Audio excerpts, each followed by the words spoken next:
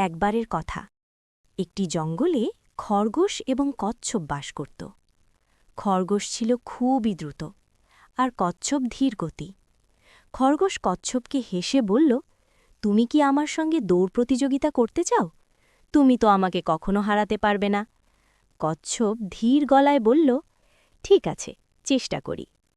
তারা একটি দৌড় প্রতিযোগিতা ঠিক করল। দৌড় শুরু হতেই খরগোশ দ্রুত এগিয়ে গেল, আর কচ্ছপ ধীরে ধীরে তার পথ ধরে এগোতে লাগল। খরগোশ মনে করল, কচ্ছপ খুব ধীরে চলছে, আমি একটু বিশ্রাম নিই। আর সে ঘুমিয়ে পড়ল।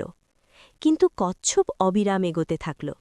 ধীরে হলেও সে কখনো থামল না। অবশেষে কচ্ছপ ফিনিশ লাইনে পৌঁছাল, আর খরগোশ তখনও ঘুমিয়েছিল।